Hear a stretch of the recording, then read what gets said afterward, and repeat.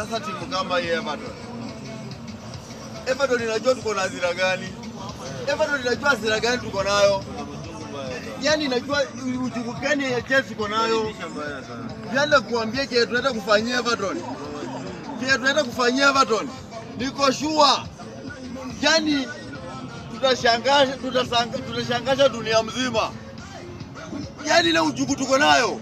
Everton kile tunaenda kuifanyia. Haijai patana nayo. Unajua tumepigwa game ngapi? Tulipigwa na PSG bao 5-2. Tukapigwa na Newcastle. Tena tukapigwa na PSG bao 3-2. Alafu mniambia ati Everton inatarajia itakuja kupata point kwetu. Ati tukikutana nayo kwao atapata point. Hawa ndio wanaenda kuwapiga. Hawa ndio wanaenda kuwafinish. Hawa ndio wanaenda kuwafinish. Hawa ndio wanaenda kuwapiga vibaya. Yaani nakwambia hata kama Rozinia, mnasema Rozinia ni mnyonge. Hata mimi pia nimemuita mnyonge, lakini hawezi kubali apigwe game nne.